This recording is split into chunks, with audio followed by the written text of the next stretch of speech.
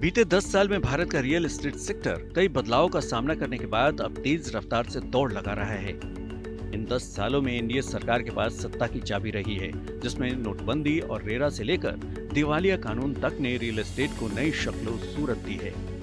2014 से 2023 के 10 साल में रियल एस्टेट में क्या क्या बदलाव हुए, इस पर एनारॉक और नरेडको ने मिलकर एक रिपोर्ट तैयार की है। इस रिपोर्ट में जिन आंकड़ों का जिक्र किया गया है, उनमें सबसे पहले घरों की बिक्री का जिक्र है।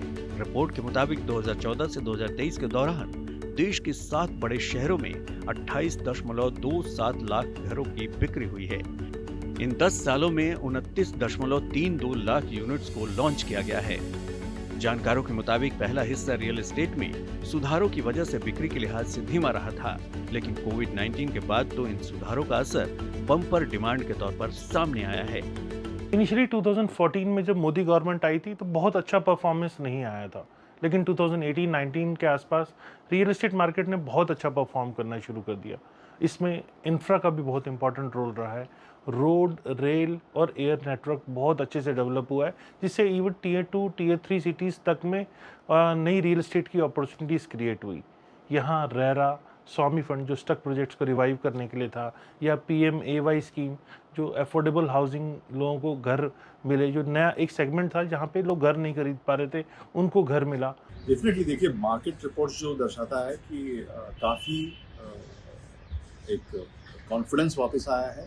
भले आप ये कहें स्ट्रक्चरल चेंजेस की वजह से, जैसे GST के आने की वजह से, या रेरा जैसे जो प्रावधान इन्वेस्टर्स को, बायर्स को प्रोटेक्ट करने लगा है, उनके चलते हुए जो डिस्पोजल आपने देखा है, जिस तरीके से अक्रॉस द कंट्री जो डिस्पोजल हुआ है, और जो पारदर्शिता बढ़ी है रेरा के आने के बाद, काफ़ी हद तक इंफॉर्मेशन जो है वो पब्लिक डोमेन में रहा है। आइए अब बात करते हैं उन 4 बड़ी स्कीम्स ने जिन्होंने इन 10 साल में रियल एस्टेट को ज्यादा पारदर्शी और भरोसेमंद बना दिया है। रेरा ने बढ़ाई रियल एस्टेट की रफ्तार। रियल एस्टेट रेगुलेटरी अथॉरिटी यानी रेरा सबसे बड़ा गेम चेंजर साबित हुआ है। वैसे तो अक्सर दंतविहीन शेर कहकर इसकी आलोचना की गई है, लेकिन इसके बावजूद ये ग्राहकों का भरोसा बढ़ाने में कामयाब रहा है। रेरा के आने के बाद देश भर में करीब 1.23 लाख प्रोजेक्ट्स इस कानून के तहत रजिस्टर हो चुके हैं। वहीं रेरा ने अभी तक 1.21 लाख शिकायतों का समाधान किया है। देखा जाए तो रेरा ने काफी हद तक घर खरीदारों के हितों को सुरक्षित करने का काम किया है। PM आवास योजना यानी PMAY ने भी देश में गरीबों और कम आय वर्ग का घर का सपना साकार करने में मदद की है। इस योजना में PMAY शहरी के तहत 1,18,63,000 घरों को मंजूरी दी गई है, जबकि PMAY ग्रामीण के तहत 2,94,86,000 घर मंजूर किए गए हैं। अफोर्डेबल घर बनाने और जरूरतमंदों को घर दिलाने में ये योजना बेहद कारगर साबित हुई है।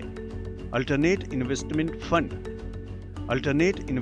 फंड यानी AIFS ने अधूरे घरों को पूरा करने का काम किया है। इस स्कीम के तहत 2019 से दिसंबर 2023 के बीच करीब 26,000 घरों को SWAMIH फंड से पूरा किया गया है।